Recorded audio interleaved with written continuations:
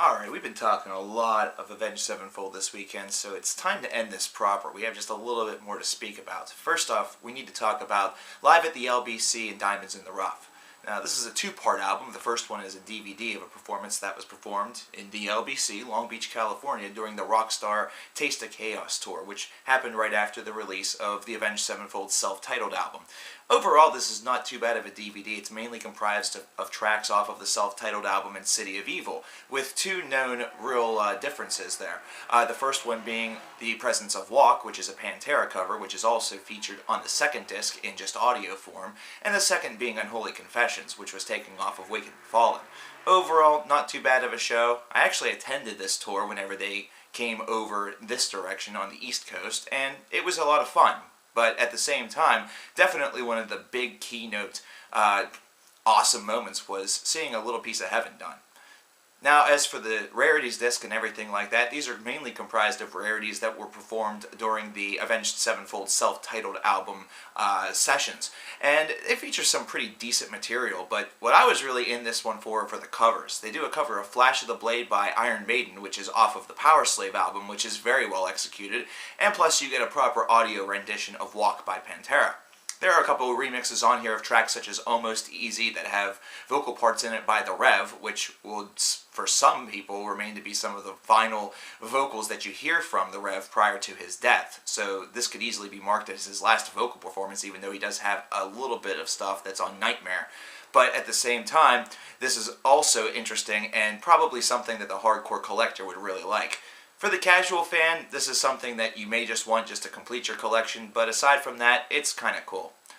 So, we've been talking a lot about the band. We've been pretty favorable, pretty kind about it. I've told stories about how I used to like the band, then somebody ruined it for me, only to have my love restored for him.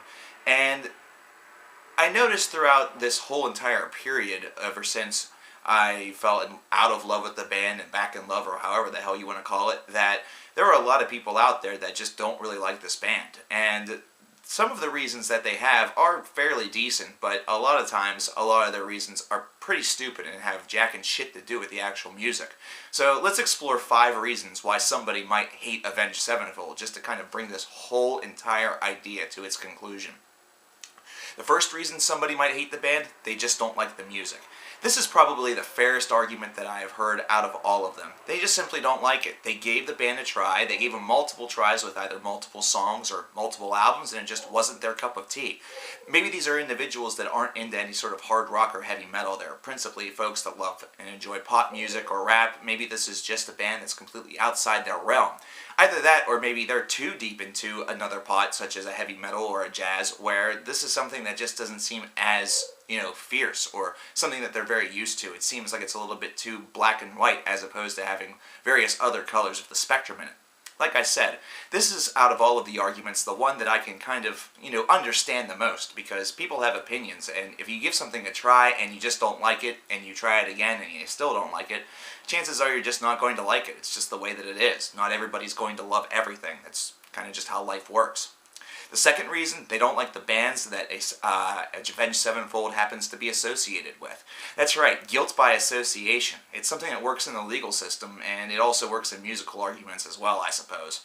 Avenged Sevenfold, as they were starting to gain more popularity, were being a lot of times associated with the bands that they toured with. And these were groups such as Bullet for My Valentine or Papa Roach, Buck Cherry, all depending on what tour that you really talked about, really is a description as to whom they were being kind of lumped in with. And this was cause for a lot of folks to just figure that they're not going to like Avenged Sevenfold based on the fact that they don't like those other bands as well. It's one of those guilt by association tropes that really leads a lot of people away from listening to music that they could potentially like, just simply based around the fact that they didn't enjoy the experiences of the other bands that happen to be listed on the bill that they're more familiar with. It's a stupid reason, it's a really narrow-minded and very shallow reason, but it is one that happens quite a bit. This also seems to happen a lot whenever it comes to other bands that sort of grew up with Avenged Sevenfold. A lot of people that listen to Avenged Sevenfold, they also kind of dabbled a little bit into the Fall Out Boys and the My Chemical Romances of the world, and kind of went toward that department, with Avenged Sevenfold remaining one of the harshest and heaviest bands that they listened to. And a lot of people don't really like that culture whatsoever, but we're going to talk about culture as an idea a little bit later on. But based around that, Guilt by Association won out once again, and Avenged Sevenfold got a bad rap, even though they're a band that definitely resembles more of a traditional hard rock / heavy metal band, such as what Metallica has turned into. One that's going to be able to sell out arenas and really be seen as kind of that, really popular poster child for the genre, which could eventually lead some people in, which could also, based around that, lead them even deeper and deeper into the heavy metal spectrum. Something that you actually want and kind of need. Whenever you think about it, a guy like me started by listening to Metallica, so there you have it. Number 3, they think the band are pretentious dicks. This is something that I heard start to crop up after the City of Evil album was released, and a quote came out and emerged from M. Shadows, I believe it was, stating that they were listening to a lot of their contemporaries and a lot of their favorite bands and realized that nobody was as heavy as they were. This can be easily taken out of context and thinking that Avenged Sevenfold themselves thought their shit didn't stink and that they were the heaviest band in the world, when in reality they were just speaking about the bands that they enjoyed, their influences, their contemporaries, which in some cases, in some ways and shapes and forms, they had a pretty good point. Avenged Sevenfold's sound, like it or not, is actually pretty unique for that whole modern metal equivalency. They were a group that was able to combine the thrashiness and the aggressiveness of a band such as Metallica from the thrash age with a new wave of British heavy metal style of riffing charm, which you heard from bands such as Iron Maiden, threw in a little bit of punk and kind of designed something for themselves, and there you have it. They had a metalcore sound initially that definitely had a lot of edge to it, but it was by no means the heaviest contemporary available. There were definitely other groups that were taking the whole metalcore idea and pushing it a little bit closer toward the death metal variety, which is the reason why deathcore eventually started to manifest itself, or why a lot of bands started to transition into melodic death metal, or just death metal in general. So this is something that caused a lot of people to get some sour grapes, thinking that this band was getting a little bit too big for their britches, just because they had an album that came out that is different than their first two, that eventually went on to sell 1.5 million records. They also think this whenever they hear other assorted interviews and other assorted things that are said by this group, thinking that they just are so full of themselves that nothing could hold them down, that they had the right to actually do this. I'll be honest with you, it was more of an insult whenever Asking Alexandria made their comments toward Metallica last year than these comments that Avenged Sevenfold made almost a decade ago. If you think that they're pretentious dicks just based around a couple of statements, that's a pretty foolish reason to hate a band. If you've seen more or heard more, or it's just not something that you really like that somebody's doing to really talk down another band, I can understand that, and I can actually respect that. But we should really be in this for the music. We shouldn't just shield ourselves from groups that have individuals within it that we think are dicks. I still listen to Burzum, even though I think Varg's a fucking moron, so there you go. Number 4, they don't like the culture. We were going to throw back to that, yeah. Avenged Sevenfold has unfortunately really been lumped in with the same culture as some of the bands I mentioned previously. They've been kind of lumped in with the emo subculture, even though they're not an emo band. They're a band that is traditionally being seen as listened to by the same individuals that claim themselves to be within the emo subculture. So based around that vis-a-vis, they have been lumped into said culture. Wow, that's a really complex, convoluted, and ridiculous statement. Just because a band is listened to by a lot of members of a culture does not necessarily mean that they are the same style of music.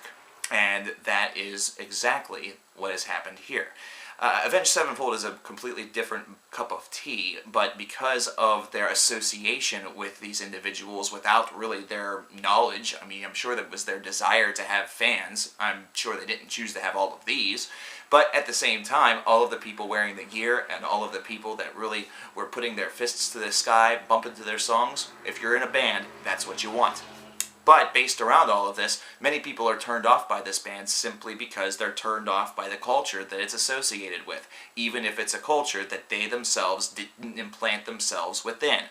Based around the fact that the emo subculture is definitely a divided line in a lot of society, where a lot of people are a member of the culture, but tons of people are that culture's harshest critics, then you have a very big divided line that can easily stymie or explode the growth of a band. Now, luckily enough, this is something that in recent years has tempered a little bit, and it's one where it has become associated more with other bands, with Avenged Sevenfold becoming more of an influential part of that side, as opposed to being a critical part of the band, or of the culture itself's identity. So because of that, I have definitely heard a lot less of this in recent years. May not be the same for you, but if you are distancing yourself from this band just based around the fact that all the little 15-year-old girls at your school that you want to hit to death with a fucking shovel listen to Avenged Sevenfold, put the shovel down and just listen to some of it. It doesn't mean that you're going to want black hair and wear skinny jeans. It's just music. If you let music influence you that much, you might be using it incorrectly. Music is something that's supposed to influence your emotions, your mind, and it's supposed to be something that helps you feel and definitely be this kind of unknown force that drives you to do bigger and better things. It's not really meant to be something that causes a fashion statement.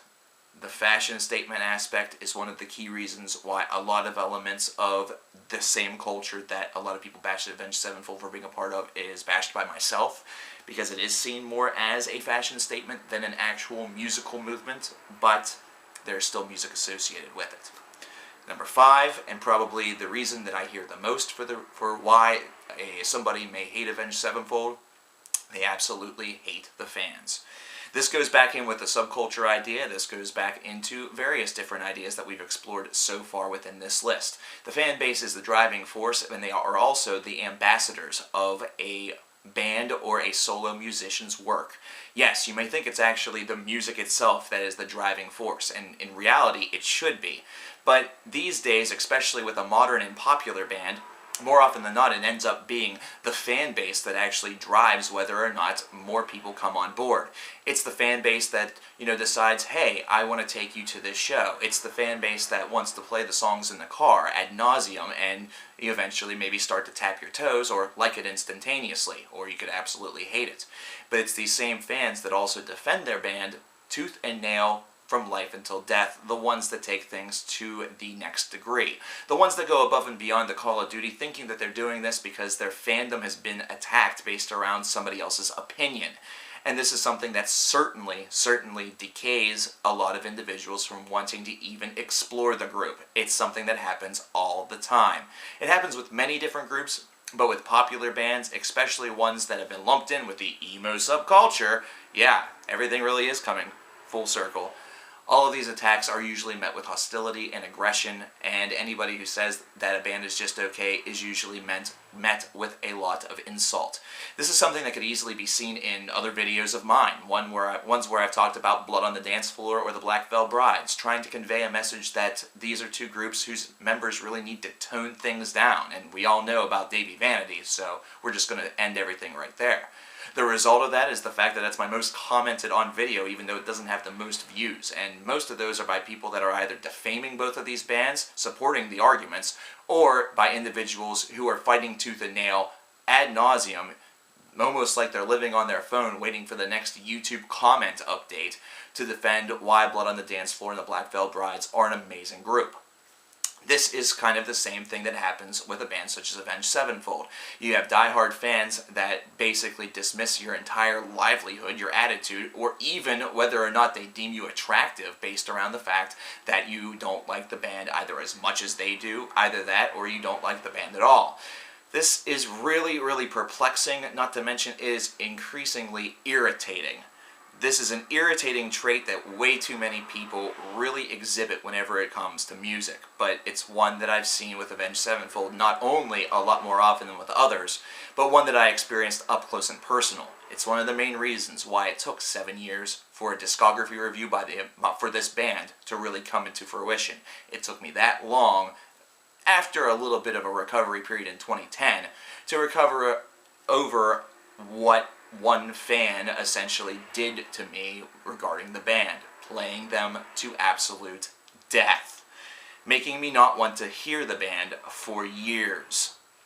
Luckily enough, that time has changed, and I was able to hopefully deliver you guys some great and quality reviews for all of these albums by Avenged Sevenfold in the videos that you've seen previous to this one. I want to thank you guys And in the comments below, if you will, if you like Avenged Sevenfold, why don't you let everybody know why it is that you enjoy the band, and if you dislike them, why don't you tell us if it's one of the 5 reasons that I just listed, or if it's something completely different. And do me a favor, don't enter into debates and fight one another about this. Okay, debate is a bad word to use to say not to do. Debate is fine, but just keep things calm. Keep it real. It'll be okay. It's music. Not everyone's going to like your favorite band. My best friend doesn't like my favorite band. Shit happens. I'm probably partially to blame for that. But anyway, in the comments below, if you would do that, that would be fantastic. And thank you for joining me this weekend and while we've talked about Avenged Sevenfold, their 6-album discography, and had a little bit of fun in the process, I hope.